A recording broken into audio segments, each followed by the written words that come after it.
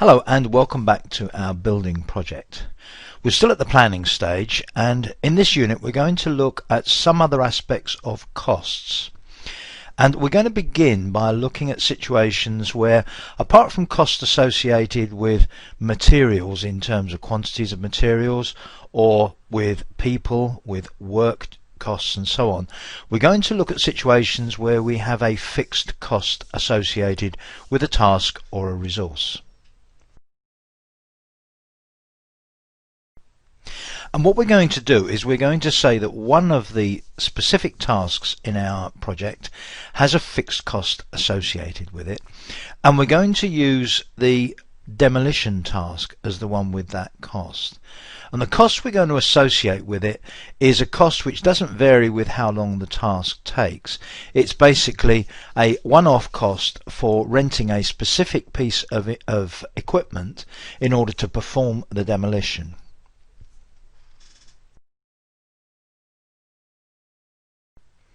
So we're going to need a little bit of space in the table on the left in the Gantt chart view here for this. So click on the divider, drag it across, and using either the area in the top left here as we saw before, or the tab where we can click on the view and then select a table, we're going to look at the cost table instead of the entry table. And one of the columns in the cost table is a fixed cost column. And we're going to have a fixed cost for the demolition equipment we need for this task of £200. So I just type in 200 in the cost. Having entered that fixed cost, I now need to specify the accrual. Now the accrual, as we saw before, is one of three values. We either accrue that cost at the start, prorated throughout the task, or at the end. And in fact, in this case, the arrangement we have for this equipment is that we're going to pay for it at the start of the task. So as soon as this starts, we need to pay for the demolition equipment. So the accrual on this is start.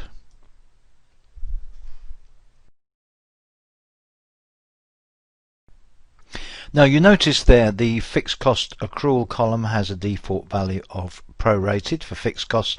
Fixed costs often aren't prorated because by the nature of being fixed they tend not to be spread out over the course of a project. If you go into Backstage View, you can actually specify the default for fixed cost accrual. So into Backstage View, into Options, and then when the options dialog comes up, go into schedule, and down there amongst all the many options you have, you have default fixed cost accrual right at the bottom, which is prorated. I tend to work with it at start. That's not always the case for everybody, but that's the one that I tend to have. Click on OK.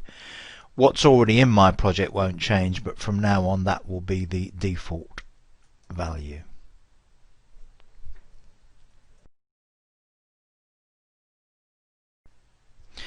Now, apart from assigning a fixed cost to a task, we can assign a fixed cost to a resource working on a task, or in fact on the whole project for that matter. But what we're going to do here is to say that for one of the tasks, particularly this one, the lay foundations task, we need to get the services of a specialist inspector. And the inspector will basically give us a certificate to say that the work on the foundations is up to the appropriate standards. This may be an inspector from the local council or other organisation that regulates building works. So first of all, we're going to set this inspector up on our resources sheet.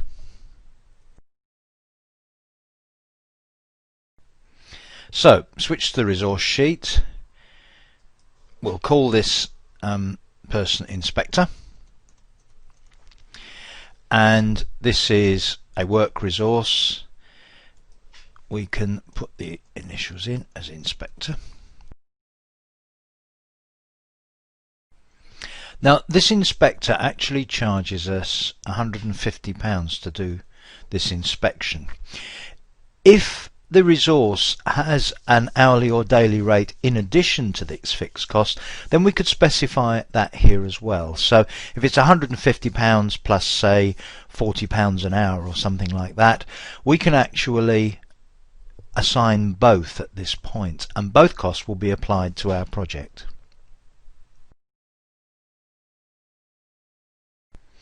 So having set up the inspector resource with his fixed cost but no ongoing hourly or daily rate, let's go back to the Gantt chart, and on the Gantt chart select the lay foundations task,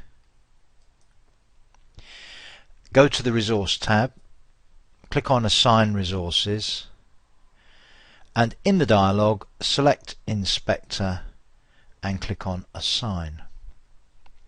Now what happens here is very important. The inspector is assigned with 100% units, so one inspector. Now in a way the number of units here doesn't matter because we only have a fixed cost, £150 for the inspection, that's it.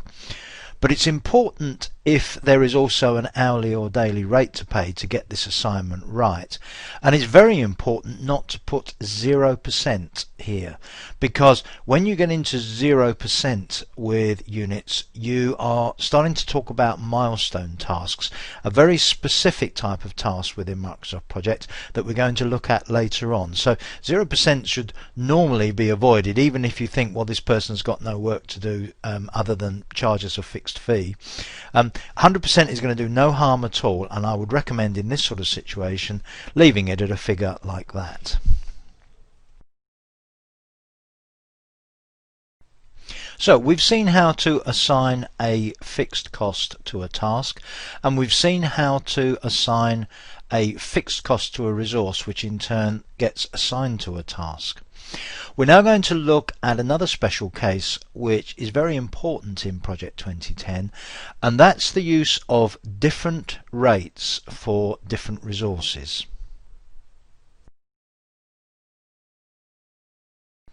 So let's go back to the resource sheet and look at the bricklayer. And for the bricklayer, to bring up the resource information, I double click.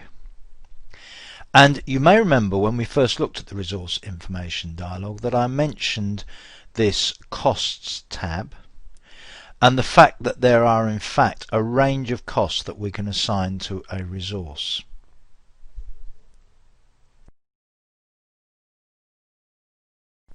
Now the cost information for a resource is arranged into 5 tabs, and these can specify different rates for the same resource. Now the reason I've chosen the bricklayer to illustrate this is because we've already assigned the bricklayer to 2 different tasks on our project. The specialist task they have, which is actually laying bricks, and then the bricklayer is also going to help the roofer. So the bricklayer will be paid at a different rate for the work involved in helping the roofer. So we're going to use this default tab, the A rate, for the bricklayer's normal work, which is basically laying bricks, and then we'll have a B rate for other more general labouring duties.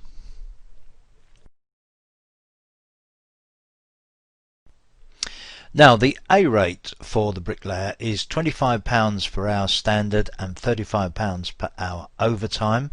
So for the B rate, I'm going to say that the B rate is £22 per hour standard rate and £30 per hour overtime rate. So that set up my 2 different rates for the bricklayer.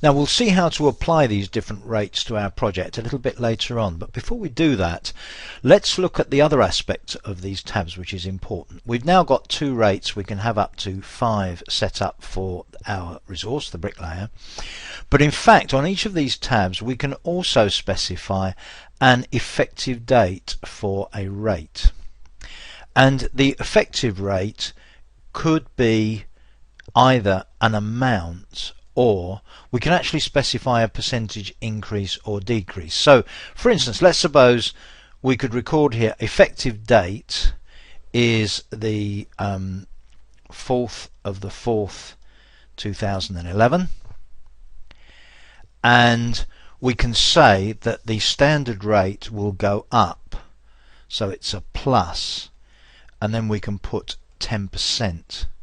And project actually works out what a 10% increase will be, and if we do plus 10% again for overtime rates, that'll work that out for us as well. Now we can do that as many times as we want, as many dates as we want, up to 25 for each one of the tabs. And the other thing to note down here is that the cost accrual is prorated. The cost of this on labouring work is prorated on the project. So that's a useful feature to be able to use as well.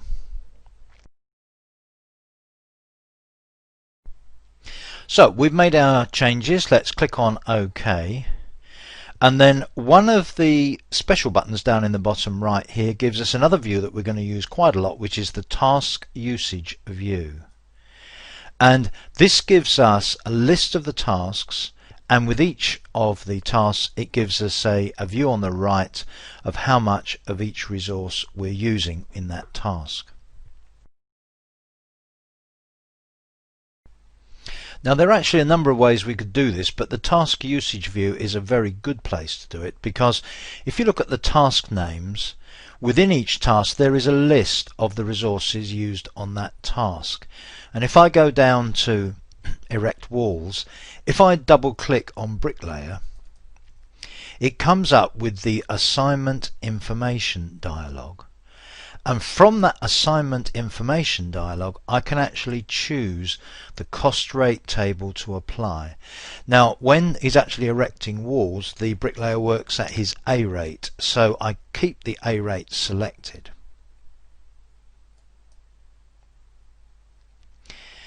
If I go down to this task when he's helping the roofer, again double click on bricklayer, again the assignment information dialog comes up, and here I'm going to apply the B rate. So click on OK for that.